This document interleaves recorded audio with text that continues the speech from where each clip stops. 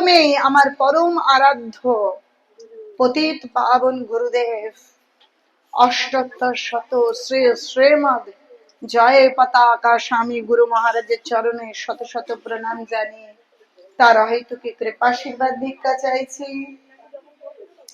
এবং জগৎগুরু কৃষ্ণ কৃপা শ্রীমূর্তি শ্রীল অভয় চরণারবিন্দ ভক্তি বেদান্ত স্বামী প্রভুপাদের চরণে কোটি কোটি প্রণাম জানিয়ে আমরা তার অহেতুকি কৃপাশীর্বাদ ভিক্ষা চাইছি। আগত আমার পিতৃমণ্ডলী এবং মাতৃমণ্ডলী সকলের চরণে শত শত প্রণাম জানিয়ে আপনাদের অহেতুকি কৃপাশীর্বাদ ভিক্ষা চাইছি।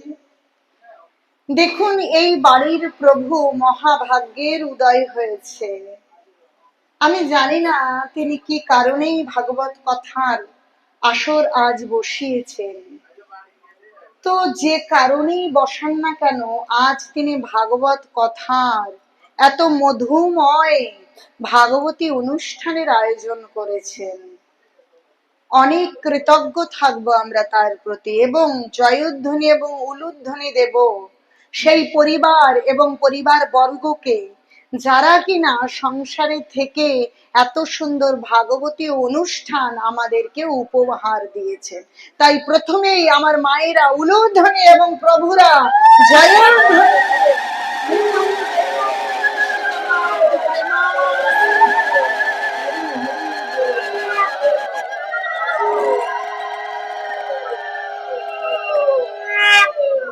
আমি পরিবারবর্গ আত্মীয় পরিজন যে যেখানে আছেন সকলকে আহ্বান করব শান্ত হয়ে বসার জন্য। আমি ছোট্ট মানুষ, ভাগবত কথা বলবার কোনো ক্ষমতা বা যোগ্যতা কোনো কিছুই আমার নেই। আসলে এখানে আমি বলবেন বলাবেন ওনারা, তাই ওনাদের সঙ্গে যদি যুক্ত না থাকে, যেমন লাইট জ্বলতে পারে না তেমনি লাইট একা একা জ্বলতে পারে না, তার ভেতর দিয়ে বিদ্যুৎ আসলে লাইট আলো প্রদান করে, তেমনি এই ভাগবত কথা আমি চেয়ারে বসেছি ঠিকই, মালা আপনারা দিয়েছেন বাইরে থেকে আমাকে, কিন্তু আসলে এই কথা আমি বলবো না, এ বলবার কোনো শক্তিই আমার নেই। আসলে কথা বলবেন স্বয়ং ভগবানের লাদিনীর শক্তি রাধা রানী, কারণ সমস্ত শক্তি ভগবান তার কাছে সঞ্চিত রেখেছেন। তাই তার সঙ্গে যুক্ত থাকলে এই কথা মনে হবে এখান দিয়ে বেরোবে, তাই তার সঙ্গে যুক্ত না থাকলে আমরা কথা শ্রবণ করতে পারবো না। তাই অনুরোধ করব এই সময়টুকু অন্তত আপনারা এই নিজেদের মধ্যে কথা বলা, কে কেমন আছেন, বাড়ির কে কোথায় আছে, এই জিজ্ঞাসাগুলোকে ভুলে যান। ভুলে গিয়ে ভগবানের কথা শ্রবণ করুন। ভগবানের কথা শ্রবণেই জীবনের শ্রেষ্ঠ উদ্দেশ্য। ভগবান ভাগবতমে বলছেন যে 4 বর্ণাশ্রমে থেকে যদি ভগবানের কথা শ্রবণ এবং কীর্তনের রতি না জন্মায়, তাহলে এই জীবন বৃথা, কেবলই শ্রম, কেবলই কষ্ট এই জীবনে আমাদের। যদি ভগবানের কথায় রতি না আসে আর ভগবানের কথা যদি না শুনি, আমরা ভগবানের সঙ্গে ভালোবাসা হতে পারে না। আমরা ভগবানকে চিনি না, আমরা ভগবানকে জানি না, ভগবানের নামও জানি না। কেন? তো ভগবানের কথায় যদি রতি না আসে, ভগবানের কথা যদি আমরা না শ্রবণ করি, তাহলে ভগবানকে আমরা কি করে ভালোবাসবো?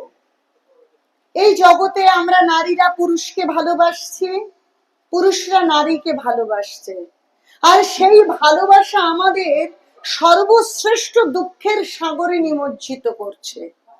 কারণ সেটা চিরস্থায়ী নয়, একদম চিরস্থায়ী নয়। আমাদের এই শরীর যেমন চিরস্থায়ী নয়, ক্ষণভঙ্গুর, তেমনি এই জড়জাগতিক ভালোবাসার সম্পর্কগুলো অনিত্য, আজ আছে কাল নেই। তাই এই সম্পর্কগুলো সবসময় আমাদেরকে এত অতীব তীব্র যন্ত্রণার মধ্যে ফেলবে তার কোনো হিসেব নিকেশ আমাদের মধ্যে নেই।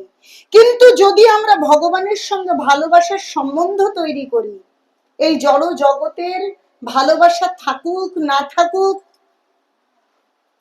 আমরা কিন্তু বিচলিত হব না, আমরা এত দুঃখই পাবো না। কিন্তু সেটা কি করে সম্ভব?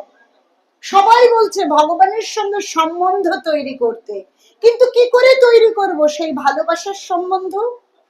কি করে তৈরি করব? কথা যদি না শ্রবণ করি, এই জড়জগতে একটা গান আছে, তার আমি কে চোখে দেখিনি, তার অনেক গল্প শুনেছি, গল্প শুনে তারই আমি অল্প অল্প ভালোবেসেছি। তার কথা শুনিনি, তাকে চোখে দেখিনি, কিন্তু কি আমি তার কথা শুনেছি। তাহলে তার কথা শুনলে অল্প অল্প ভালোবাসা আমাদের মধ্যে জন্মাতে পারে। তাই ভগবানকে আমরা চিনি না, আমরা জানি না, জন্ম জন্মান্তর ভগবানের থেকে আমরা বিচ্ছিন্ন হয়ে আছি। তাহলে কি করে আমরা তাকে ভালোবাসতে পারবো, জানতে পারবো? তাই প্রথম হচ্ছে তার কথাকে শ্রবণ করতে হবে। শ্রবণ করতে করতে করতে করতে আমাদের রতি মানে ভালোবাসা জন্মাবে, একটা ভালোবাসার সম্বন্ধ তৈরি হবে। আর ভালোবাসার সম্বন্ধ তৈরি হলে আমাদের এই মানব জীবন সার্থক হতে পারে, নচেত কোনোভাবে আমাদের মানব জীবন সার্থক হতে পারে না। কৃষ্ণ দর্শন বিনা এই জীবনের সার্থকতা নেই। কিন্তু দর্শন কি এত সহজেই দিয়ে দেবেন যদি কোনো সম্বন্ধ না তৈরি হয়? জানেন, এইরকম একজন গৃহবধূর কথা বলবো, যার সঙ্গে সম্বন্ধ তৈরি হয়েছিল রাধারানী এবং কৃষ্ণের। কিভাবে শুনবেন আপনারা? শুনবেন? হরিবল বলুন একবার, হরিবল বলুন। একজন গৃহবধূ, তার নাম ছিল রমা। সে বাড়িতে সমস্ত গৃহকর্ম করে, কিন্তু ভগবানের পুজো, ভগবানের সেবা, ভগবানের নামে তার বড় রুচি। এবং সেই বাড়িতে যেহেতু ভক্ত বাড়ি, তাই সব সময় সাধু মহান্তদের আগমন ঘটে। আর যখনই সাধু মহান্ত আসে, তখনই বাড়ির সকলের সঙ্গে সেও বসে যায় তাদের কথা শ্রবণ করবার জন্য। আমাদের সমাজে বা গ্রামে এরকম রীতি প্রচলিত আছে, বাড়ির বয়স্করা বা গ্রামের যারা বুড়ো বুড়ি আছে তারাই কথা শুনতে আসবে, যারা ইয়াং, যারা ছোট, তারা কথা শুনতে আসবে না, কীর্তনে আসবে না। কিন্তু মানুষ জানেই না যে ভগবানের কথা শ্রবণ করা, ভগবানের নাম করা এবং ভগবানের ভক্তি করা সকলের জীবনের শ্রেষ্ঠ উদ্দেশ্য। কি বার্ধক্য, কি শৈশব, কি যৌবন, কারণ কার বার্ধক্য আসবে, কে বুড়ো হতে পারবে, কে অল্প বয়সে মারা যাবে, আমরা কেউ জানি না। ভাগবতম বলছে, দুর্লভ মনুষ্য দেহ দেহিনাং ক্ষণভঙ্গুর। যে দুর্লভ মনুষ্য দেহ, তাতে আবার ক্ষণভঙ্গুর, যে কোনো সময় ভেঙে যেতে পারে। এই জীবন থেকে চলে যেতে হবে। আর এই শরীরটা নষ্ট হয়ে যাওয়ার পরে এই আত্মাটা গিয়ে কোন শরীর ধারণ করবে? সেই শরীরে ভজন করতে পারবো কি পারবো না? তাহলে এই মানব জীবনের এইটাই সুবিধা যে এই জীবনে ভগবানের ভজন করা যায় এবং ভজন করে ভগবানের চরণে আশ্রয় লাভ করা যায়, যেটা আমাদের এই জীবনের শ্রেষ্ঠত্ব। তাহলে সেটা শুধু বার্ধক্যদের জন্য, বৃদ্ধদের জন্য তা কি হতে পারে? সকলের জন্য, সকল আবাল বৃদ্ধ বনিতা, জাতি ধর্ম বর্ণ নির্বিশেষে সকলের ভগবানের চরণে আশ্রয় গ্রহণ করাই জীবনের শ্রেষ্ঠ উদ্দেশ্য। তাই প্রত্যেকের, কি গৃহবধূ, কি পুত্র, কি কন্যা, কি নাতি, কি পুতি, নাতনি, যে যেখানে আছে সকলের উচিত ভগবানের কথা শ্রবণ করা, ভগবানের নাম করা। তো ওই বাড়ির বৌমা কি করে? কারণ ভক্ত বাড়ি, সাধুরা আসে আর দূরে বসে সাধুদের কথা শ্রবণ করে। জানেন শাস্ত্র কি বলছে? সাধু সঙ্গ, সাধু সঙ্গ সর্বশাস্ত্রে কয়, লবমাত্র লবত্র সাধু সঙ্গ সর্বসিদ্ধি হয়। লব মানে মুহূর্তকাল, মানে কি জানেন? 1 সেকেন্ডকে 11 ভাগ করলে যে সময়। বলছে সামান্য সময় যদি সাধু সঙ্গ হয় তাহলে জীবন ধন্যাতি ধন্য হয়। আমরা জানি না সেই সাধু সঙ্গ কি। মনে করি আমরা বাড়িতে তো সবসময় একসঙ্গে থাকি। সাধু সঙ্গ হচ্ছে সাধুর পাশে গিয়ে বসলে সাধু সঙ্গ হয় না। সাধু যখন কৃষ্ণ ভাবনাময় হয়ে কৃষ্ণ তত্ত্ব বিজ্ঞানকে আমাদের সামনে তুলে ধরেন, সেই কৃষ্ণ তত্ত্ব বিজ্ঞান যদি আমরা কিছু সময়ের জন্য মনোনিবেশ করে শ্রবণ করি তাহলে সাধু সঙ্গ হয়। আর সেই সাধু সঙ্গ আমাদেরকে আমাদের এই জীবনে পারমার্থিক কল্যাণ নিয়ে আসে। শ্রেষ্ঠ পারমার্থিক কল্যাণ হচ্ছে ভগবানের চরণে আশ্রয়। তাই রমা ভগবানের কথা শ্রবণ করেন সাধুদের সঙ্গে, কৃষ্ণের কথা আর রাধারানীর কথা। কৃষ্ণ লীলা করেছেন, ওই ব্রজধামে এসেছেন, আর লীলা করবার জন্য স্বয়ং গোলকেশ্বরী সেই রাধারানীকে সঙ্গে করে নিয়ে এসেছেন, লীলা বিলাস করেছেন, তাদের কথা শোনেন। স্বয়ং বৃন্দাবনে এসেছেন। এই বৃন্দাবন এই জগতের কোন ভূমণ্ডল নয়, বৃন্দাবন হচ্ছে অভিন্ন গোলক বৃন্দাবন। সেখানে যদি কেউ একবার যেতে পারে আর প্রাণ মন এক করে আন্তরিক ভাবে যদি রাধারানীকে ডাকে তাহলে নাকি দর্শনও মেলে।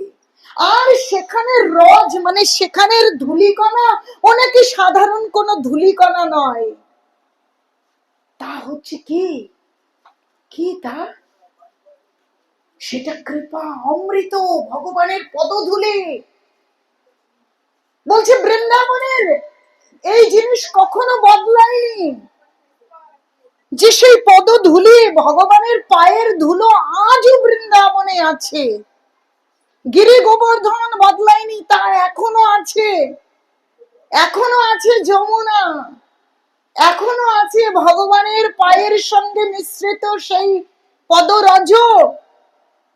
তাই ও শুনতে শুনতে ওর ভালোবাসা জন্মেছে, বৃন্দাবনের প্রতি ভালোবাসা জন্মেছে, বৃন্দাবনেশ্বরী রাধারানীর প্রতি, কৃষ্ণের প্রতি। মনে মনে আমি কবে যাব বৃন্দাবন, মনে মনে রাধারানীর কাছে কাঁদছেন। রাধারানী, আমি তো শুনি তোমার ধাম, তুমি সেখানে আছো, কিন্তু কবে যাব আমি, কবে আমি যে সেখানে যাওয়ার আমার ভাগ্য হবে। আরে আমরা কি যেতে পারি বৃন্দাবনে? যদি ভগবানের রাধারানীর করুণা না হয় আমরা কখনো সেখানে যেতে পারবো না। আর সেখানে গেলেও আমরা দর্শন করতে পারবো না। সাধারণ চোখে জড়জাগতিক মানুষ যদিও বা ট্রেনের টিকিট কেটে ভাগ্যের ফলে সেখানে পৌঁছলো, কিন্তু সমস্ত কিছু যোগ মায়া সমাবৃত। বলছে নাহং প্রকাশ সর্বস্ব যোগ মায়া সমাবৃত মূঢ় হং নাভিজানতি লোক মামা আজম অব্যয়ম। বলছে নাহং প্রকাশ্য সর্বস্ব যোগমায়া সমাবৃত। বলছে আমি সকলের কাছে প্রকাশিত হই না, যোগমায়া তাকে কি ঢেকে রাখে, ঢেকে রাখে। সকলে গিয়ে প্রকৃত বৃন্দাবন, আসল বৃন্দাবন, যেখানে তরু লতা পশু পাখি কেবল কৃষ্ণ কথা, কেবল রাধে, কেবল কৃষ্ণ কৃষ্ণ করে, কেবল রাধা রাধা করে, সেই দৃষ্টি, সেই মনোমুগ্ধকর বৃন্দাবন দর্শন করতে আমরা পারি না, কারণ মূর্খ আমরা, ভগবানের সঙ্গে সম্বন্ধ নেই। তাই যোগমায়া সেটাকে ঢেকে রাখেন।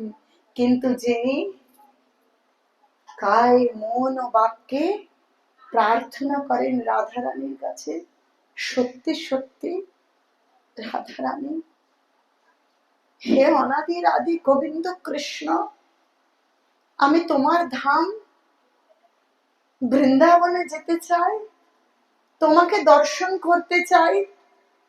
সেই সেই ধুলিতে আমি একটু আমার এই কলুষিত শরীরে, আমি সেখানের ধুলোয় একটু কে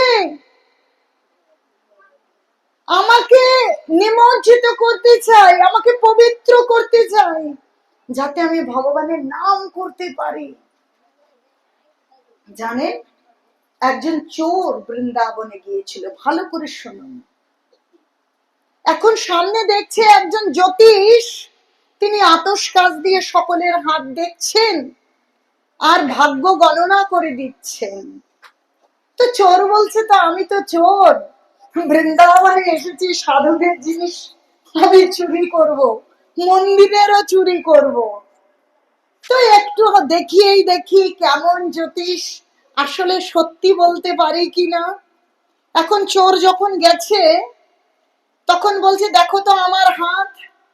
বলছে, কালকে তোমার মৃত্যু আছে, আর মৃত্যুর পর তুমি কলক বৃন্দাবন যাবে। হায় হায়, ঠক চোর, জ্যোতিষ কোথাকার লোক ঠকিয়ে পয়সা নিচ্ছে। বলে, কেন?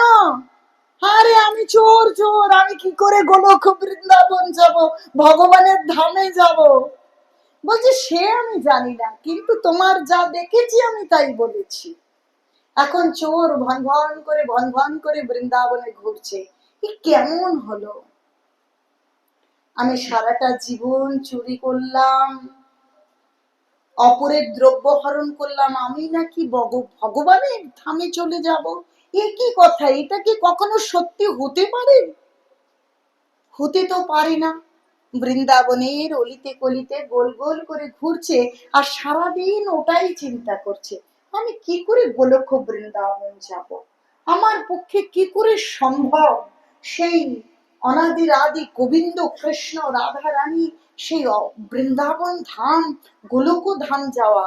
আমি কি করে যাব? আমার পক্ষে সম্ভব? আমি কত পাপী, কত অনাচারী, আমি ভগবানের নাম করতে পারলাম না। হা গোবিন্দ, হা গোবিন্দ, এমন করে করে ওই বৃন্দাবন দিয়ে ঘোরাঘুরি করছে। ঘুরতে ঘুরতে একটা সময় একটা পাগলা, ওরকম থাকে না, অনেক ষাঁড় থাকে না, যে ষাঁড়গুলো কিন্তু গুতোয়, অনেক ষাঁড় কিন্তু গুতোয় না, সুন্দর ঘুরে বেড়ায় শান্ত হয়ে। কিন্তু একটা ষাঁড় কোনো কারণে সে এত ক্রোধান্বিত হয়েছে, বড় বড় শিং নিয়ে দৌড়তে দৌড়তে দৌড়তে এসে ওকে পেয়েছে, আর ওর পেটের মধ্যে এমন করে শিং দিয়ে একদম গুঁতো দিয়েছে, শিংটা একদম নাড়ি ভুড়ি পার করে দিয়েছে, আর চোর মারা গিয়েছে। মারা যাওয়ার সঙ্গে সঙ্গে ও মা, সত্যি সত্যি ভগবানের কাছে পৌঁছে গিয়েছে। এখন বলছি, এটা কি করে সম্ভব? কি করে সম্ভব? আমি চোর, আমি চোর, আমি কি করে এটা সম্ভব? বলছে, তুমি চোর, তুমি ভজনা করোনি, এ কথা সত্য, কিন্তু কিন্তু যে ষাঁড় তোমাকে গুঁতো দিয়েছিল, সেই ষাঁড় একটু আগে আরেকটা ষাঁড়ের সঙ্গে খেলা করতে করতে ওই বৃন্দাবনের যে গোবর্ধন পাহাড় আর ধুলো মাটি, তাতে ওই শিং দিয়ে খোঁচাখুচি করে যুদ্ধ করে তার শিংয়ের মধ্যে ওই বৃন্দাবনের যে ধুলি, ওই ধুলি লেগেছিল। আর ও কোনো কারণে ক্রোধান্বিত হয়ে সোজা সুজি এসে তোমাকে গুঁতো দিয়ে দিল, আর দিল তোমার এই অপবিত্র শরীরে বৃন্দাবনের সেই অমৃতময় ধুলি তোমার শরীরের ভেতরে প্রবেশ করে গেল। আর বৃন্দাবনের ধুলি স্বয়ং ভগবানের কে কৃপা, রাধা রানীর কৃপা।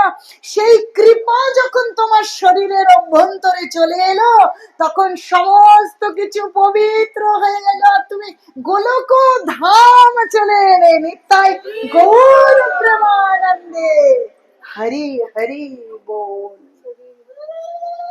চিন্তা করে দেখুন যে ব্রজধাম, ব্রজধামের মাটি, ব্রজধামের ধুলি কত মাহাত্ম্যপূর্ণ। আমরা জানি না, আমরা বুঝি না, বাইরে থেকে বলি এত ধুলো, এত সব হিন্দুস্তানি মানুষ অশিক্ষিত, কেমন নোংরা, কারণ ভগবান যোগমায়া ঢেকে রেখেছে, আমরা দর্শন করতে পাচ্ছি না, আমরা ধাম অপরাধ করে ফেলছি। তাদেরকে সেই বৈষ্ণবগণকে দেখে অযথা মন্তব্য করছি, বৈষ্ণব অপরাধ করে ফেলছি। আর রমা বাড়ি থেকে থেকে প্রার্থনা করছে, রাধা রানী কবে আমি তোমার ধামে যেতে পারবো, তোমার দর্শন করতে পারবো। এখন রমা ওই গ্রামের সবাই যাবে, তাদের সঙ্গে সত্যি সত্যি শাশুড়ি মা একটা দল করে দিয়েছে, তাদের সঙ্গে যাও বৃন্দাবন। রোজ কাঁদে, ও মামা আমাকে একটু বৃন্দাবনে নিয়ে চলো না, একটু যাওয়ার অনুমতি দাও না, আমি তো একটা দরিদ্র ঘরের মেয়ে, আমি কোনোদিন বৃন্দাবন যাইনি, আমি কেবল শুনেছি, আমি কোনোদিন যাইনি, আমি কোনোদিন দেখিনি। ওমা আমার একটু যাওয়ার ব্যবস্থা করে দাও না, আমি একটু যাই। সত্যি যাওয়ার ডেট যখন এসেছে, তখন কি হয়েছে আপনারা জানেন? ওর হঠাৎ করে ওই ঘাটে জল আনতে যাবে না কি করতে যাবে, হঠাৎ করে হোঁচট খেয়ে পাটা মচকে গিয়েই ভেঙে গেল। হায় হায়, যাব কি করে যাব? মা বলছে তাহলে এবার থাক বাবা, তুই পরে যাস। না মা গো, আমি যাব, আমার পা ভালো হয়ে যাবে, আমার পা ভালো হয়ে যাবে। রাত দিন ভগবানের কাছে কান্না করছে, রাধারানী আমি একবার তোমার কাছে যাব, আমাকে কৃপা করো। আসলে পরীক্ষা করছে যে এই শরীরের বেদনা আসলে তাকে, তার মনের যে বাসনা, বলছে কামনা দু রকমের, একটা জড়জাগতিক কামনা আর একটা হচ্ছে আধ্যাত্মিক বাসনা। একটা বাসনা হচ্ছে আমাদেরকে ভগবানের কাছে নিয়ে যায়, আর আরেকটা বাসনা আমাদেরকে ভগবান থেকে দূরে নিয়ে যায়। তাই যে বাসনা ভগবান থেকে দূরে নিয়ে যায় সেই বাসনার দিকে আমরা ধাবিত হব না, কিন্তু যে বাসনা আমাদেরকে ভগবানের কাছে নিয়ে যায় সেই বাসনা থাকবার দরকার আছে। তাই রাত্র দিন সে ভগবানের কাছে প্রার্থনা করছে, রাধারানীর কাছে প্রার্থনা করছে, রাধারানী তুমি আমাকে তোমার ধামে নিয়ে চলো, আমি একবার দেখতে যাব। জানেন গীতায় স্বয়ং ভগবান কি বলছেন? যে যথা মাং প্রপদ্যন্তে তাংস্তথৈব ভজাম্যহং মম বর্তন্তে মনুষ্য পার্থ সর্বশ। বলছে যদি কেউ আন্তরিকতার সঙ্গে ভগবানের কাছে কিছু চায়, ভগবান তাকে তা দিয়ে দেন। তো ওর পায়ের ব্যথাটা অল্প একটু কমেছে, মা আমার কিছু হবে না মা, আমার তো পা ভেঙেছে, আমি তো মরে তো যাইনি, অল্প ব্যথা আছে, তুমি আমাকে যেতে দাও, আমাকে যেতে দাও, আমার আর কিচ্ছু চাই না, তোমরা ভালো শাড়ি দিও না, ভালো গয়না দিও না, আমাকে একটু যেতে দাও। কি করবে মেয়ের এই রকম বায়না? ঠিক আছে যাও বাবা। এখন রাস্তায় গেছে, কখনো হাঁটা কখনো গাড়িতে চড়া, এরকম করতে করতে পাটা না ব্যথা হয়েছে। আর সবাই যখন দেখবেন একসাথে যায়, কোনো ভালো জিনিস দেখবে, তখন অত মনে থাকে না কে পিছনে আছে, কার পায়ে ব্যথা, কার অসুবিধা, সব দিন থাকবে বার্সনায়। রাধা অষ্টমী তার আগে গিয়ে পৌঁছেছে সব জায়গায় ঘুরে বার্সনা, যেখানে রাধা রানীর বাড়ি, যেখানে বৃষভানু রাজার সেই রাজপ্রাসাদ, যেখানে রাধা রানী থাকেন, সেটা অনেকটা সিঁড়ি দিয়ে উঠে যেতে হয়। তো সবাই তো সুস্থ, দৌড়ে দৌড়ে উঠে চলে যাচ্ছে, কিন্তু ও যখন একটা পা তুলেছে, আরেকটা পায়ে এমন জায়গায় ভাঙা যে সে আরেকটা পা তুলে দিতে পারছে না। এখন ওই সিঁড়িটার গোড়ায় বসে বসে কাঁদছে। আর রাধারানী, রাধারানী আমি তোমাকে একটু দেখতে চাই, আমার এই চোখ দিয়ে আমি কত কিছু দেখলাম, যে রূপ দেখবার নয়, এই মনুষ্য শরীর পেয়ে সেই রূপ দেখে আমার জীবন চলে গেল, আমি কোনোদিন তোমাকে দেখতে পারলাম না, এই বৃন্দাবনে তোমাকে দর্শন করব, কি বড় ইচ্ছে। কিন্তু আমি তোমাকে দেখতে উঠে যেতে পারছি না। আমি এত হতভাগা, আমি এত পতিত, আমি স্ত্রী, আমাকে দর্শন দেবে না। এইভাবে করে কাঁদছে রাধা রানীর জন্য। জানেন এই রাধা, জানেন এই শব্দটা কত মাহাত্ম্য রাখে? জানেন এই রাধা রানীর করুণা গৌর হরি আমাদের জন্য নিয়ে এসেছেন। রাধা কৃষ্ণ মিলিত তনশ্রী গৌরাঙ্গ সুন্দর, এই কলিযুগে আমাদের জন্য গৌর হরি নিয়ে এসেছেন। আর রমা ওই সিঁড়ির গোড়ায় বসে বসে কাঁদছে, কাঁদছে, কাঁদতে কাঁদতে অনেকক্ষণ পরে একটা ছোট্ট মেয়ে এসেছে। ও রমা, মাইজি यहाँ पे बैठे बैठे क्या कर रही हो, এরকম করে বলছে আর কি, ব্রজবালী ভাষায়। তুমি এখানে বসে বসে কি করো, কাঁদো কেন? আরে ব্রজধামে কেউ কাঁদে না, ব্রজধামে কেবল সকলে কি বলে, কেউ কাঁদে না, বলে কি রাধে রাধে, প্রেম সে বলুন। বলছে ব্রজধামে কেউ নাহি কাঁদে, শুধু বলে কি আরে গলা ছেড়ে রাধে রাধে বলে। তুমি কাঁদছো কেন? পায়ে পায়ে বড় ব্যথা, আমি রাধারানীকে দর্শন করতে পারছি না, আমি যেতে পারছি। আরে তুমি কেন চিন্তা করছো? হাতটা ধরেছে, চলো চলো আমি তোমাকে নিয়ে যাচ্ছি। আরে আমার গায়ে একটু ভার দাও, তুমি ছোট বলে কিছু মনে করো না, তুমি ভার দাও, মাগো তোমায় আমি নিয়ে যাচ্ছি। তো এইভাবে ধরেছে, আর ছোট্ট মেয়ে নূপুর পরেছে, ঝুমঝুম ঝুমঝুম করে সিঁড়ি দিয়ে টেনে নিয়ে যাচ্ছে। রমার খুব একটা ব্যথা হলো না, উঠতে উঠতে জিজ্ঞেস করছে, কি রে মা তোর নাম? কি সুন্দর দেখতে, উফ তোর গায়ের রংটা কি সুন্দর, মা মা তোর মুখটা কি সুন্দর রে মা, তোর দেখে না আমার যে কি ভালো লাগছে মা, তোকে একবার জড়িয়ে ধরি মা। কি নাম তোর? আরে সবাই তো কি লাডু লাডু বলে ডাকে, কেউ আবার কি, কেউ আবার রাধারানী বলে ডাকে, যার যেমন নাম ডাকতে ইচ্ছে করে। এটা রাধারানীর ভূমি, যে যেমন ডাকে তেমন করে ডাকে। ও তাহলে আমি কি বলবো? তুমি তুমি আমাকে, তুমি আমাকে কি বলবে? তোমার যা ভালো লাগে তুমি সেভাবে ডাকো। আচ্ছা চলো চলো। এখন গেছে, যেই ওপরের একদম শেষ সিঁড়িতে এসেছে না, বলছি কি আচ্ছা তোমাকে তো আমি রাধারানীর কাছে নিয়ে এলাম, তুমি আমাকে কিছু উপহার তো দেবে। এখন ও না সত্যি সত্যি সঙ্গে করে, এই দেখেন না শ্রাবণ মাসে সকলে চুড়ি পরে, আসলে রাধারানীর জন্য একগোছা চুড়ি নিয়ে গিয়েছিল।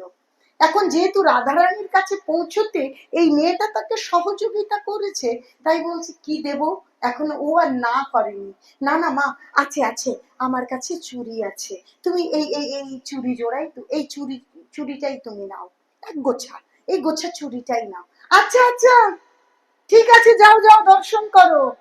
আবার পরের দিন এইভাবে করে, পরের দিন আবার আসছে, আবার ও যখন সিঁড়ির গোড়ায় এসে মনটা খারাপ হয়ে যায়, আবার ওই লাডো, ওই ওই ছোট্ট মেয়েটা দৌড়ে কোথা থেকে যেন চলে আসে, ঝুমঝুম ঝুমঝুম ঝুমঝুম করতে করতে এসে বলে, চলো চলো এত চিন্তা কেন করছো, কাঁদো কেন, এখানে ব্রজধামে কেউ কাঁদে না, চলো চলো চলো তোমায় আমি পার করে দিচ্ছি, চলো।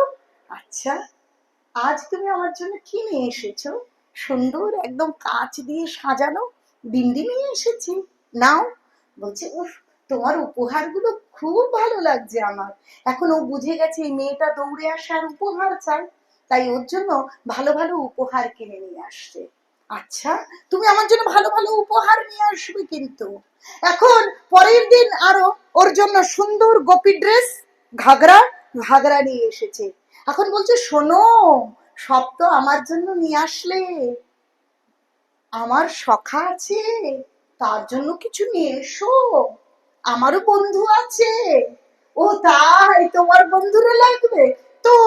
ব্রজধামে এসেছে, এখন বৃন্দাবনে গেলে এমনই তো পাওয়া যাবে, মুকুট তাই তো, ময়ূর পাখা, বাঁশি, হ্যাঁ পিতাম্বরী, এই সবই তো মালা, মুক্তার মালা, এগুলোই তো পাওয়া যাবে। এখন সত্যি সত্যি রমা কি করেছে, কৃষ্ণের যেমন বাঁশি, যেমন মুকুট, যেমন ময়ূর পুচ্ছ, পীতাম্বর, ও বলেছে আমার সখা আছে আমার মতনই, তাহলে তার জন্যও কিছু নিয়ে এসো।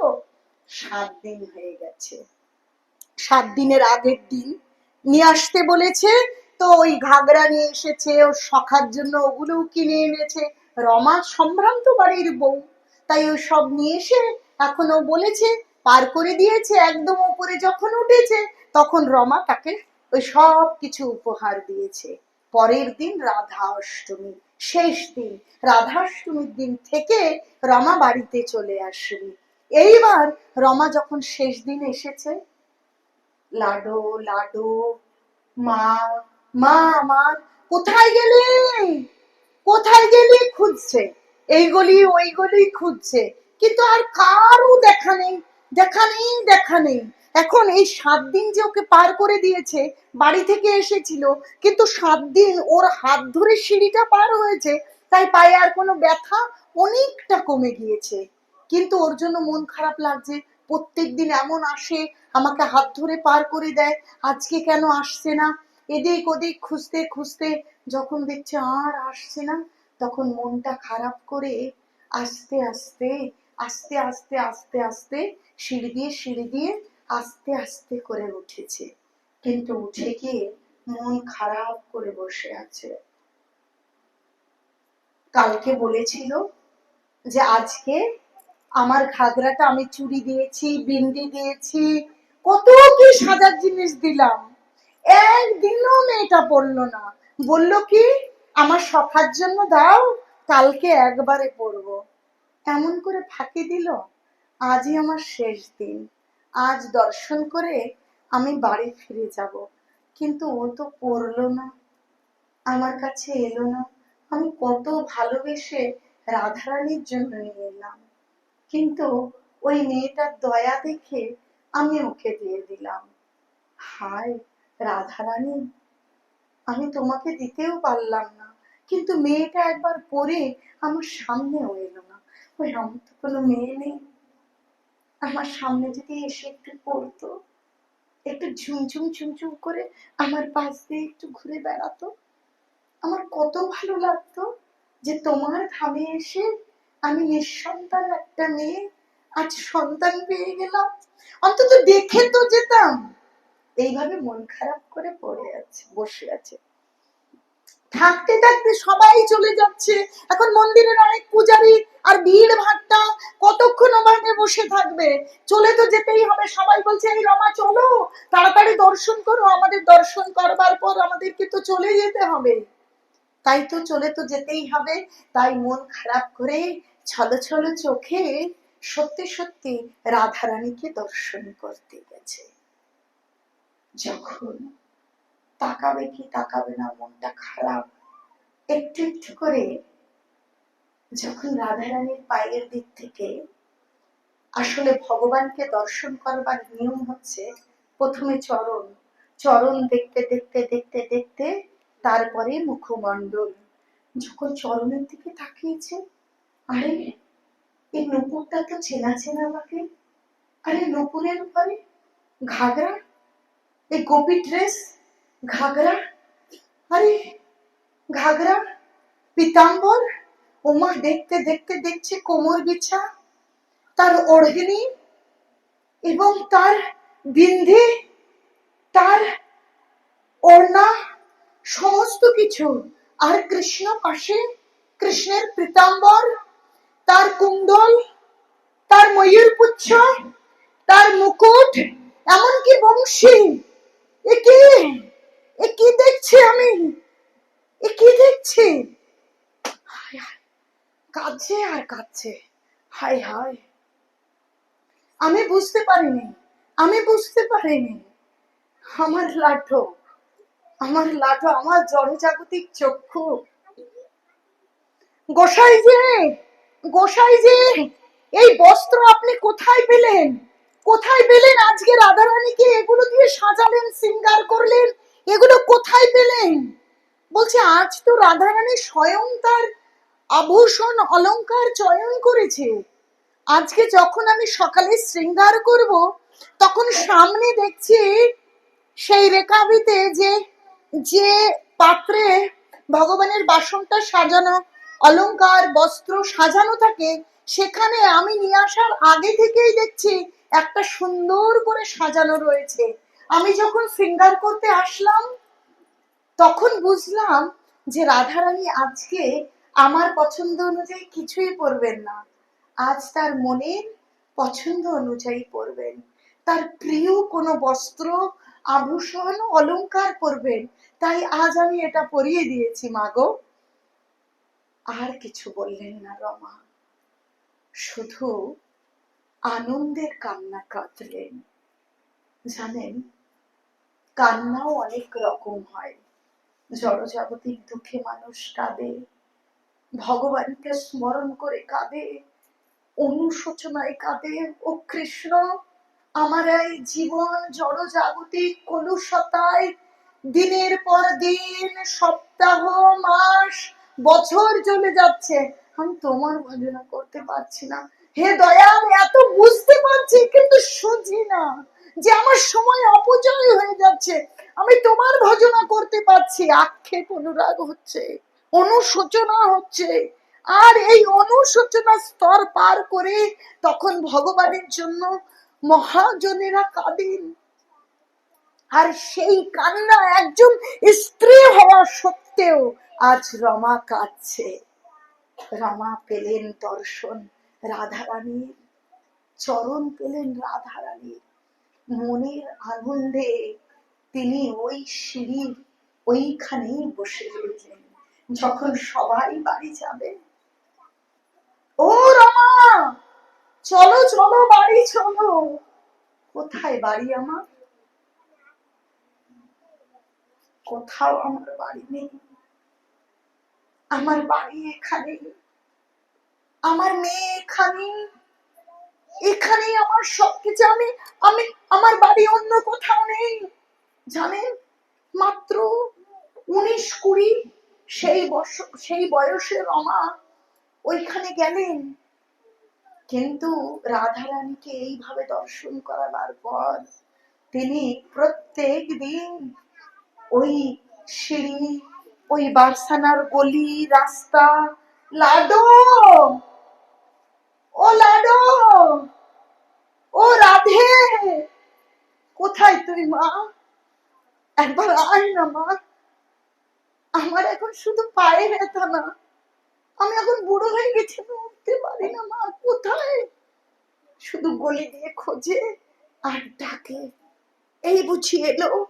কখনো কখনো তার সামনে আসে আর এরকম করে কাঁদে, আর তার কান্নায় যে কি অভূতপূর্ব আনন্দ। আসলে সেই রমার দৃষ্টি দিয়ে কি আমি তো দেখতে পারবো না, পারিনি, আমি জানি না কোনোদিন কৃপা হবে কিনা, আমরা জানি না এই সমস্ত কাহিনীগুলো। আমরা মনে করি যে গৃহবধূ, কেউ স্ত্রী, কেউ ছোট শিশু, এরা কি কখনো ভগবানের নাম করতে পারবে? কখনো ভগবানকে দর্শন করতে পারবে?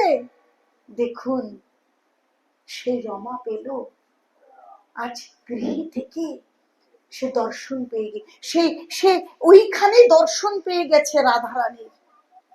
কত সৌভাগ্য! দেখলেন, সে আর বাড়ি ফিরল না, সে বুঝে গিয়েছে আমার আসল বাড়ি কোনটা। আসলে আমরা সকলে না ভাড়া বাড়িতে আছি, জানেন। আরে আপনারা কখনো দীঘা, পুরী বেড়াতে গিয়েছেন? বেড়াতে দেখবেন আপনারা সেখানে গিয়ে আপনারা রুম বুক করেছেন, রুম পরের দিন বলবে 9টায় ছেড়ে দিতে হবে, 8টায় গিয়ে দরজা ধাক্কা দেবে, নক করবে, করবে কি করবে না? আপনাকে ছেড়ে দিতে হবে 9টা পর্যন্ত, 8টায় তাড়াতাড়ি ছাড়ুন, আপনার রুমটা ক্লিন হবে এবং পরবর্তী মানুষকে থাকতে জায়গা দিতে হবে, বলবে কি বলবে না? আমরা বুঝতে পারছি না এই 3তলা বাড়ি, এই 2তলা বাড়ি, এই সম্পদ, এই আমার আমার আত্মীয় পরিজন গুলো ওই দীঘা বা পুরী বা দার্জিলিং, গ্যাংটক গিয়ে যেমন আমরা বাড়ি ভাড়া করে থাকি, একদিন বা দুদিন সময় ফুরবে আর দরজায় নক করে আমাকে বের করে দেবে, তেমনি এই বাড়িগুলো হচ্ছে ভাড়া বাড়ি। যখন সময় ফুরবে শেষ, এই এইবার যাও, এইবার চলে যাও, এইভাবে করে তাড়িয়ে দেবে।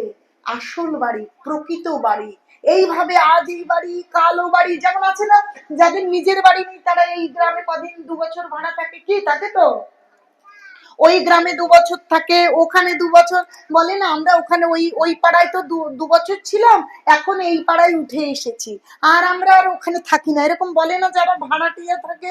আমরা ভাড়াটিয়ার মতন ঘুরে বেড়াচ্ছি, ভাড়াটিয়ার মতন ঘুরছি, এই জনই ওই জনই, এই শরীর ওই শরীর, জন্ম জন্মান্তর ধরে ঘুরছি।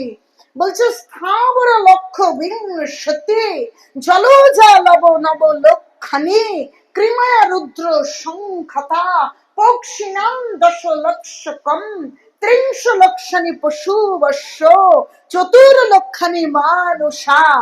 যে আমরা এই মনুষ্য শরীর পাবার আগে আমরা জলের প্রাণী ছিলাম 9 লক্ষ জীবন, ওই গাছপালা পাহাড় পর্বত ছিলাম 20 লক্ষ জীবন, তারপর কৃমি কীট ছিলাম 11 লক্ষ জীবন, তারপর আমরা পাখি ছিলাম, পশু ছিলাম, তারপর ভগবান কৃপা করে এত কষ্ট রোদ বৃষ্টি জলে তারপর ভগবান আমাদেরকে মনুষ্য শরীর আমাদেরকে প্রদান করলেন, যাতে ভাড়াটিয়া বাড়ি অবসান হয়, আমরা চিরস্থায়ী ঠিকানা পাই। সেই জন্য এই মনুষ্য শরীর, এই মনুষ্য শরীর কি কুকুর বিড়ালের মতন কি সম্ভোগ করবার জন্য, কামুকতা চরিতার্থ করবার জন্য এই মনুষ্য শরীর নেই আমরা পশু পাখির থেকে। আরে পশু পাখি কি বিবাহ করে? দেখেছেন পশু পাখি বিবাহ করে? করে কি?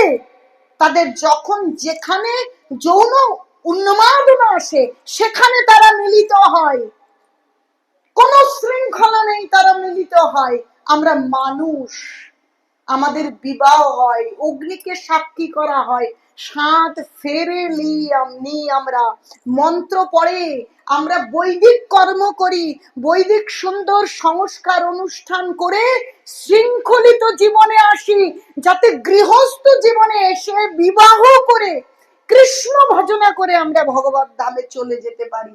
4টে আশ্রম, ব্রহ্মচর্য, গার্হস্থ্য, বানপ্রস্থ, সন্ন্যাস। 25 বছর পর্যন্ত ব্রহ্মচর্য ব্রত, যারা ব্রহ্মচর্য ব্রত আজীবন অখণ্ড ব্রহ্মচর্য পালন না করতে পারবে তারা গৃহস্থ হবে, মানে কি পানি গ্রহণ করবে। পানি গ্রহণ করা মানে বিবাহ করবে, একজন সহযোগী আসবে, দুজনে মিলে সংসারে রান্না বান্না, ভগবানের সেবা এবং সন্তান আদি উৎপাদন করবে। কি সন্তান? কৃষ্ণ ভক্ত সন্তান। যদি কৃষ্ণ ভক্ত সন্তান উৎপাদন না করে তাহলে কুকুর বিড়াল, তাহলে মূত্র ওরকম পুত্র, ওরকম পুত্র উৎপাদন করবার কোনো দরকার নেই। মানুষ মনে করে আমি তো ব্রহ্মচারী নই, আমি সন্ন্যাসী নই, আমি গৃহস্থ, আমি কেন হরে কৃষ্ণ করব, আমি কেন গীতা পড়ব, কিন্তু জানে না। দেখুন গীতা খুলে দেখুন, দেখুন গীতা খুলে, ভাগবতম খুলে, সেখানে কি বলছে। সেখানে সুন্দর করে প্রথম অধ্যায় প্রথম স্কন্ধ 2য় অধ্যায়ের 8ম শ্লোকে ভগবান বলছেন, ভগবান ব্যাসদেবকে দিয়ে বলাচ্ছেন যে চতুর আশ্রমে যদি ভগবানের রতি উৎপন্ন না হয় তাহলে শুধু পরিশ্রমই হলো, কোনো কাজে লাগলো না। তাহলে ব্রহ্মচর্যের পরে গার্হস্থ্য জীবনে আসবেন, এসে কি একটা সংযত জীবন, বিবাহ হবে। কেন? তারা কুকুর বিড়াল নয়, তারা অন্য কারোর সঙ্গে যৌন সম্ভোগ করবে না, তারা কি করবে, স্বামী স্ত্রী থাকবে, তারা মিলিত হবে, তাদের সন্তান আদি আসবে এবং কৃষ্ণ ভক্ত সন্তান উৎপাদিত হবে, তারাও পরবর্তীতে কৃষ্ণ ভজন করবে। এইভাবে ভগবানের ভজনা করবে তারা সংসারে থেকে, আর অন্তিমে ভগবানের চরণ লাভ করে ভগবত ধামে তারা চিরস্থায়ী বাড়ি লাভ করবে। কিন্তু আমরা এই মনুষ্য শরীরে কি করছি কখনো ভেবে দেখেছেন? আমরা যদি নিজেদেরকে একটু বিশ্লেষণ করি, যেটা এই কলিযুগের সর্বশ্রেষ্ঠ সমস্যা, আগে তো আমরা মানুষ হব, তারপরে না ধর্ম করব। আরে ধর্ম কি কুকুর বিড়াল করে? করে কি কুকুর বিড়াল ধর্ম করে? কি করে। আরে কুকুর বেড়ালের জন্য গীতা লেখা হয়েছে কি? ভাগবতম লিখেছেন কি? এই মনুষ্য শরীরের জন্য গীতা, এই মনুষ্য শরীরের জন্য ভাগবতম, এই মনুষ্য শরীরের জন্য ধর্ম আমাদের বুঝতে হবে, না হলে আমরা পশু পাখি, এক্ষুনি যে কোনো কারণে শরীর ভেঙে যেতে পারে। কারণ ভাগবতম বলছে দুর্লভ মনুষ্য দেহ দেহিনাং ক্ষণ ভঙ্গুর তত্রাপি দুর্লভ মন্যে বৈকুণ্ঠে প্রিয় দর্শনম। দুর্লভ মনুষ্য দেহ যে কোনো সময় ভেঙে যাবে, কিন্তু শরীর ভেঙে গেল কিন্তু মানুষের কর্ম করলাম না, ঘাড় ধাক্কা দিয়ে যত টিকটিকি হতো, যত কুকুর বেড়াল হবে, তো কুকুর দেখবেন রাস্তায় বেরোবে, কুকুরের সঙ্গে সঙ্গ করবে, তার স্ত্রী বলে কোনো কিছু থাকে? যা তো ওই কুকুরে হগে যা, কুকুর হগে যা। কিন্তু আমরা বুঝতে পারছি না আমাদের এই মনুষ্য জীবনের সার্থকতা কি, যে আমরা নিজেরা কৃষ্ণ ভজন করব আর আমরা সন্তানদের কৃষ্ণ ভক্ত তৈরি করব। আরে সন্তানদের কৃষ্ণ ভক্ত তৈরি করব কি করে? আমরা নিজেই একটা কুকুর আর কুকুরের দৃষ্টান্ত হয়ে যাচ্ছি, হ্যাঁ কি না? হচ্ছে কি হচ্ছে না স্বীকার করবো না আমরা কেউ। হ্যাঁ, অধিকাংশ এখন কলিযুগে অধিকাংশ 95 থেকে 90% এই সমস্যায় মানুষ জর্জরিত হয়ে যাচ্ছে। শিশুরা কোনো তাদের শৈশব হারিয়ে ফেলছে, তাদের শান্তির ছাদ বোঝেন, শুধু কংক্রিট দেওয়া ওই সিমেন্ট বালির ছাদ নয়। শান্তির ছাদ আসলে কি হয় জানেন? পিতা মাতা, পিতা মাতা নামক একটা ছাদ তাদের উপর থেকে হারিয়ে যাচ্ছে। মানুষ হবে তারপরে না মানুষ ধর্ম করবে। তাই প্রভুপাদ এত সুন্দর করে জগতে গীতার শিক্ষা নিয়ে সে সকলকে বুঝিয়ে দিয়েছেন। সারা বিশ্বব্যাপী, কি হিন্দু, কি মুসলিম, কি খ্রিস্টান, কি জৈন, কি শিক্ষিত, কি মূর্খ, সকলকে বলছে তোমরা হরিনাম জপ করো, ভগবানের নাম করো, গীতা পড়ো, 4টে নিয়ম পালন করো। 4টে নিয়ম। মানুষ বলে ওই ইসকন বড় কঠিন, বাবা আমরা ইসকনে যাব না। আরে ওই ইসকনে যে প্রভুপাদ যে নিয়মটা দিয়েছে, আপনার ইসকনে না যান, ওই নিয়মটা আগে মেনে দেখুন। যে প্রভুপাদ যেটা দিয়েছে সেটা যদি পালন না করি মানুষই হব না, ধর্ম অনেক দূরের কথা। আর যারা ওই 4 নিয়ম না দিয়ে সব দীক্ষা হয়ে যাচ্ছে, ধর্ম হয়ে যাচ্ছে, ধর্মের নামে কেবলই ঠকানো হচ্ছে, ঠকানো। যে 4 নিয়ম পালন করতে হবে না, কি সেই 4 নিয়ম? দুতং পানং স্ত্রিয় সোনা যত্র অধর্ম চতুর্বেদা। দুতং মানে তাস পাশা জুয়া লটারি খেলবেন না, পানং মানে নেশা, বিড়ি সিগারেট পান আরো কত কি আছে, মদ গাঁজা চুল্লু বলতে ভালো লাগে না। আর কি আছে? স্ত্রীও মানে বিবাহ বহির্ভূত সম্পর্ক, বিবাহ বহির্ভূত কোনো সম্পর্ক তৈরি করবে না। আর কি? আর হচ্ছে সোনা, সোনা মানে আমিষ আহার।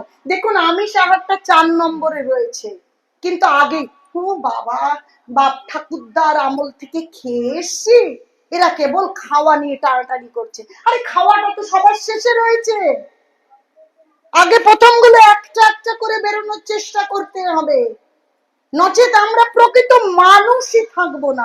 আর ঠিক আছে আমরা একটু সব করি, তাতে কি হয়েছে? মানুষের উপরের খোলসটা মানুষ যখন ওই উত্তেজক বিষয়গুলো খাচ্ছি, আমাদেরকে এমন উন্মাদনা এনে দিচ্ছে যে আমরা ওই রকম জায়গায় চলে যাচ্ছি। আবার অনেকে আছে ওই আমিষগুলো খাচ্ছেন না, কিন্তু চিন্তা ভাবনা, যেমন মনে আছে অজামিলের কথা? অজামিলের কথা মনে আছে? অজামিল ভক্তের বাড়ির সুব্রাহ্মণ ভক্ত বাড়ির সন্তান, কিন্তু সে যখন জঙ্গলে গেছে ফুল ফল সমেত গ্রহণ করতে, তখন গিয়ে যখন কোন শূদ্র রমণী তাদের যৌন উৎপীড়িত অবস্থায় দেখছে, সেটা দেখে তাতে আসক্ত হয়ে ওই পতিতার প্রতি আসক্ত হয়ে গেল আর নিজের ভক্তি জীবন জলাঞ্জলি দিয়ে ফেললো। আমরা যারা ভক্তিতে এগিয়ে আসছি তারাও ওই রকম একই ভুল করছি। কি করে জানেন? এখন আর আগে তো অজামিলকে বনে যেতে হয়েছিল ওটা দেখবার জন্য। এখন বনে যাবার দরকার নেই। কিছুদিন আগেও ওই রকম অভদ্র, অসভ্য, অশালীন ছবি দেখবার জন্য সিনেমা হলে যেতে হতো। এখন তাও যেতে হয় না। কি যেতে হয়? যেতে হয় কি? হয় না। ফোনে ঘরের ভেতরেই দেখছি। বলছে এই চোখ যা দেখবে, এই মাথা আর মন সেটাকে গ্রহণ করবে। যে যা দেখবে আর যে যা শুনবে তার ভেতরেই সেটা উত্তরোত্তর বৃদ্ধি পাবে। হ্যাঁ কি না? ভুল? শুধু বলছি ভগবানের কথা শোনো, ওই সমস্ত শুনো না, ও সমস্ত দেখো না। আর তুমি বলবার দরকার, তুমি বলে যাচ্ছ, লিখে নিয়ে যাও গ্যারান্টি পেপারে। যদি ভক্তি জীবন থাকে লিখে নিয়ে যাও। যদি ভক্তি জীবন থাকে, জীবনেও থাকবে না।